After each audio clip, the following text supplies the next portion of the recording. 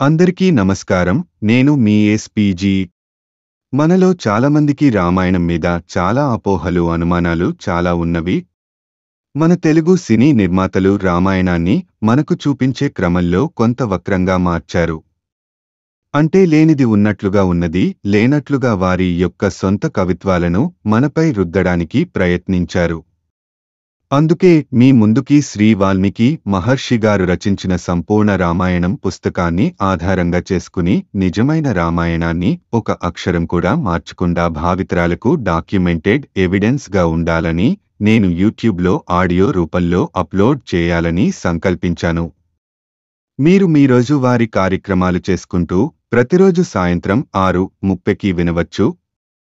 శ్రీ రామచంద్ర ప్రభువుల వారి ఆశీస్సులతో ముందుకు కొనసాగుతున్నాను. మీ ముందుకు చాలా శ్రద్ధతో మరియు భక్తితో తీసుకొస్తున్నా ఈ ప్రయాణంలో మాకు మీ మద్దతు అవసరం. మా యొక్క యూట్యూబ్ ఛానల్ను సబ్స్క్రైబ్ చేయండి మరియు లైక్ చేయండి. మీ మద్దతు నా కంటెంట్ నిర్మాణాన్ని మరియు మరిన్ని వీడియోలు చేసేందుకు ప్రేరేపిస్తుంది.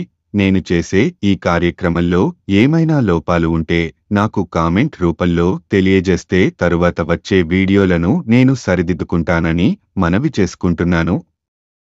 Thank you so much. Srimad రామాయణము బాలకాండ 39వ సర్గ. శ్రీరాముడు విశ్వామిత్రుని చూచి ఇలా అన్నాడు: ఓ మహర్షి, సగరుడు తాను సంకల్పించిన యజ్ఞమును ఎలా నిర్వహించాడు తెలియజేయండి అని అడిగాడు.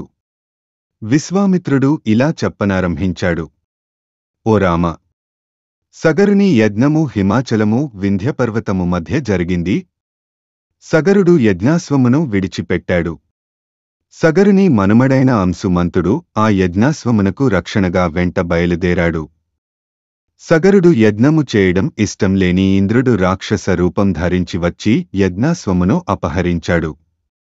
అశ్వము కనపడలేదు. ఋతిక్కులందరూ సగరునితో ఇలా అన్నారు: ఓ సగర చక్రవర్తి, యజ్ఞాశ్వమును ఎవరో అపహరించారు. యజ్ఞాశ్వము లేనిదే యజ్ఞము జరగదు. కాబట్టి యజ్ఞాశ్వమును తీసుకొని రావలెను అని అన్నారు.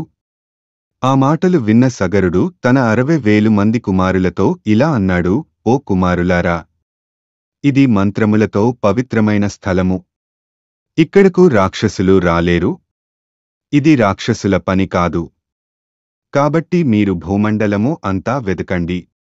భూమి ఉపరితలము మీద దొరకకపోతే మీరందరూ ఒక్కొక్కరు ఒక్కొక్క యోజనము చొప్పున భూమిని తవ్వండి. అశ్వము దొరికే వరకు తవ్వండి. యజ్ఞాశ్వమును తీసుకొని రండి.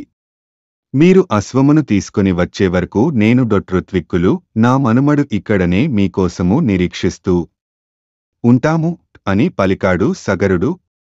తండ్రి ఆజ్ఞ ప్రకారము సగరపుత్రులు యజ్ఞాశ్వమును వెదుకుతూ వెళ్లారు.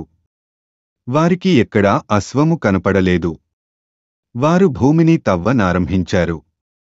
వారు అలా భూమిని తవ్వుతూ ఉండగా ఎన్నో సర్పములు, అసురులు బయటకు వచ్చారు.